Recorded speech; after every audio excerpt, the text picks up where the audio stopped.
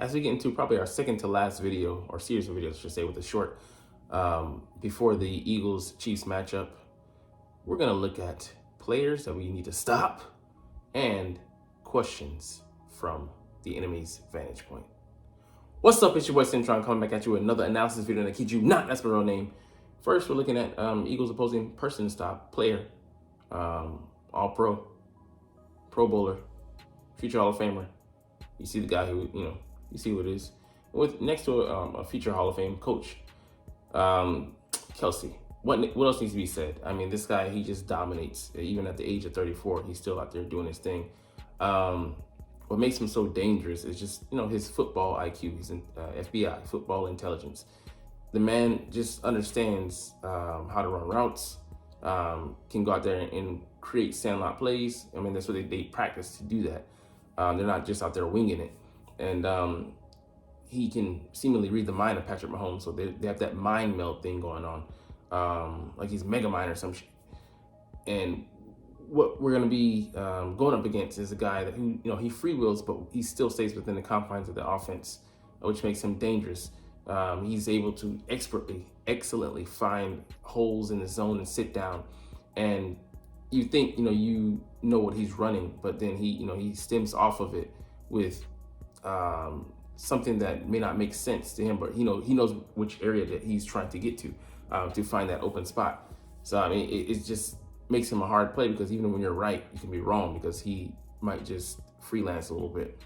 So I would love to get, at least 2 sets of hands on him, rough him up at the line, and, within those 5 yards, within the confines, where it's legal, and then throw him off, his chemistry, timing with Mahomes off, and then not allow him to get to the spot where he's going to ahead of time, not allow him to to scramble in the scramble drill when Patrick Mahomes is out there scrambling. Got to plaster to him, man. Not let him, have too much room to operate. He already has that frame. I think he's like 6'5", so he has a wide catch radius. So, bracket's not going to work, but we can do a bracket. We can do man. We can do zone. We can do box coverage. So there's, throwing different looks at him, switching it up, testing things out and experimenting, seeing what works and what doesn't. Because for damn sure they're going to make adjustments. Like they didn't halftime in the Super Bowl, to beat us. And that's what's dangerous, about them. He's not just a player that's going to throw 1 or 2 looks at you. He's going to be, he's studying you as well. He studied you as well. And going into the match, he's okay. They're going to review the film on, those iPads on the sideline, those surfaces. Say, hey, they're doing this. He's reading you like this. Give him one of these, or we might want to run some more of these. I mean, they're going to be adept at knowing what, even going into the match, what we're going to try to do to stop them. And then also the adjustments that we're going to make. They're going to make adjustments. So whoever can win that battle, that mental battle. Because, we're not going to completely shut this guy down. We can slow him down, impede him on key downs and distances, and just, pay him, attention, because he, more so than ever, this year with a young receiving core, he's the linchpin. He's been him, but they're really dependent on him. If you were able to make other people beat you, pay him enough attention where they have to, Patrick has to look elsewhere. He has to go elsewhere in the progression, 1, 2, 3, and you're making him hold on to the ball. That you're giving that pass rush a chance to work in conjunction and get there. So hopefully we can do that, work in concert, and see how it all shakes out. But it's a tough, cover for anybody. Nobody physically really matches up with him. And then it's size or speed. You're losing in either one with the linebackers or, the safeties or DBs. So, hey, man, I'm glad it's not me out there on the field trying to figure these things out. But I believe Sean Desai's going to cook up some stuff for him. So, and like I said, considering that he's their heaviest hitter, if we take him out, that goes a long ways towards stopping this Chiefs offense. All right, so anyways, this is an old article from 2021, but a lot of questions still stand. Eagles-Chiefs game preview, 6 questions and answers with the enemy. So trying to look at it from their perspective. And I hate that face. It's just, it screams smugness.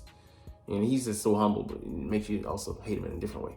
Anyways, number one, what's gone wrong this year for them is that they're not scoring points like they were last year. They had with so many moving pieces. People talk about the Eagles lost. They lost their two offensive tackles starting.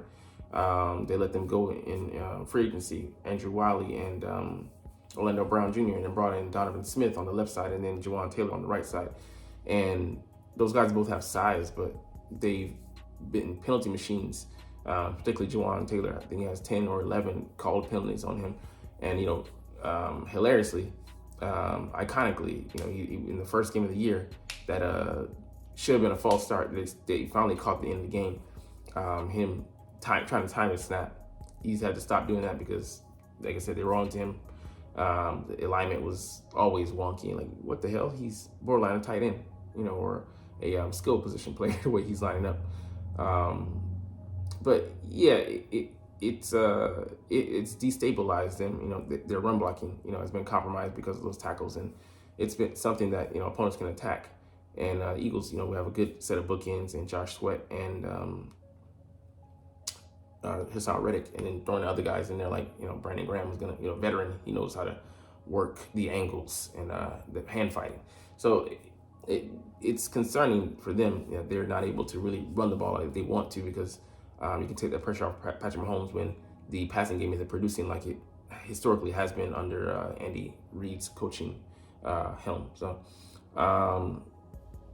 yeah, man, Andy Reid he's brought in like consistency, man. They're at the top of the AFC, going to championship games. What they've gone to, I think the last 5 to 7 championship games, and if they make the Super Bowl this year, it'll be like their third in 5 years. I think, that's a franchise. That's a dynasty. That's all I wanted to say. But the model of consistency, and he's elevated his game, since moving to the Chiefs, competing for championships on the regular, but not just competing, bringing them to the brink of the playoffs or being competitive, but constantly going out there and fighting, for championships and rings. He's finally become the closer that he wasn't able to be in Philly. So cement his legacy, I definitely would say that. But a couple more rings would just he'd be in contention for one of the best, the best of all time. I think key to Mahomes, especially this year, he's running more than ever. Hemming him in, making sure that you get a firm hand on him and bringing him down. He's been able to slip out of the grasp of so many defenders, and it's just frustrating playing against him because you already know he can stretch through the air, but it's just when he's been able to be sneaky and get out the back, like he was in the Super Bowl against us, as well. The pass rush wasn't able to get there, and then when we did arrive, we were on skates. So hopefully, that field is firm, nice and firm, and we can, move fast. But yeah, he's able to sit back there and just play pitch and catch. The only thing is, his weapons haven't been up to par. They've let him down. Drops, inconsistency, focus. They have not been threatening. Even though they have Marquez Valdez-Scantling, who has 17.8 yards per reception. They have Sky Moore, who should be an explosive guy, but he's been more the dink and dump option. They do have Kadarius Toney, but I don't know what's been up with him. I haven't really heard much about him, but that's also the problem. You haven't heard much about him. They let Juju Smith leave, but Travis is consistent, but he can't be the only guy producing there. Rashee Rice has been coming on, and maybe their best option as of late. Justin Ross suspended, getting arrested, and then Justin Watson. He's like averaging, I think, 15 or 12 or 15, but it's pretty decent average. But he's not a game breaker. So there are a lot of parts, but the sum of the whole is not greater than it was last year when they were clicking more on the same page. So it's interesting, the kind of steps back they've taken, but it's a year-to-year league, man. Parity. beyond just Patrick Mahomes, what is the Chiefs' biggest strength? How should they be attacking the Eagles? So it won't be the run game this year. I'll just say, we're the top run defense in the league. It would have been that last year because we were giving up over 120 so rushing yards on the ground per game. It'd always be Kelsey, But I believe they should attack us in bunches until we can prove that we can stop it. They got 2 touchdowns in the Super Bowl last year. Off of that, that's where I would go. Those routes have given us fits, and then tight ends have destroyed us this year. We're allowing a 98 or a 99 quarterback rating when targeting tight ends. Let up 5 touchdowns to those guys. I mean, it's ridiculous. It's a very favorable matchup that we allow for tight ends to have. So, and he's the prime example. He's the iconic tight end that you want: big, fast, strong, dependable hands, and can block. That's why he's seen as the best in the league. What is the Chiefs' biggest weakness? What should the Eagles be looking to exploit? I would say about the defense, definitely, they don't have a nickel corner, so we're going to target that, whether it be Devonta Smith, Julio Jones, or Olamide Zaccheaus. Would have been Dallas Goedert, but he's hurt out of this one, obviously. Or A.J. Brown, putting him in the slot and making him put Trent McDuffie on the inside. That's cool, but then Jalen Watson goes to the outside, target him. Or if he's in the slot by some happenstance, target him. Finding ways to scheme up to where, rub routes run that way. We get the nickel walled off, and then, we're targeting him, running at him, full head of steam. Routes designed to go in that area where it compromised him to make him make a decision. So hopefully we're able to do that, and we'll see how it goes. But it'll be an interesting game. I think that our coordinator, Brian Johnson, is going to have to call. So the Chiefs are vulnerable on the run defense, so we should definitely try to do that. Tire them out by running right at them. Chris Jones, that's what we should do. It's the Micah Parsons, example. Run right at him, run right into the teeth of that defense. Bolton is not there. His replacement's decent, but he's not the player that he was. Fast-flowing, hard-hitting linebacker.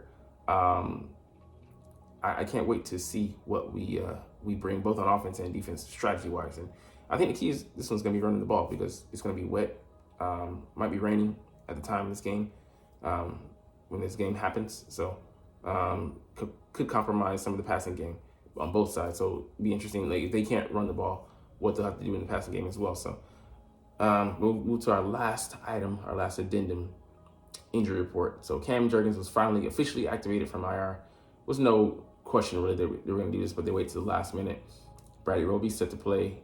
Only people were out, Dallas Goedert and Justin Evans. So, interesting. They can put him on IR because we believe he can probably come back early. He might have to only miss 3 games. So that would be a boon for us. And then I think maybe come back for that Cowboys game. Which would kind of be sweet revenge if he can, have a big game against them. Justin Evans, not ready yet. Limited all week, and we're going to hold him out. We have more time to that 21-day practice window before it expires. So the Chiefs, I don't think they're missing anybody. Richie James, he's questionable, but believe he's going to be activated as well and then play. So that's it. Shorter video from me today, but you're not even watching though, but it's all good because I love talking about the Eagles and love making these videos. So as always, we're going to chunk the deuces, but before we get up out of here, it's fly, Eagles, fly, and let's motherfucking go. Like, comment, share, subscribe if you want. Thanks for watching. Check me out at Centron Anime, Centron Life, or Centron Laughs, or other social media.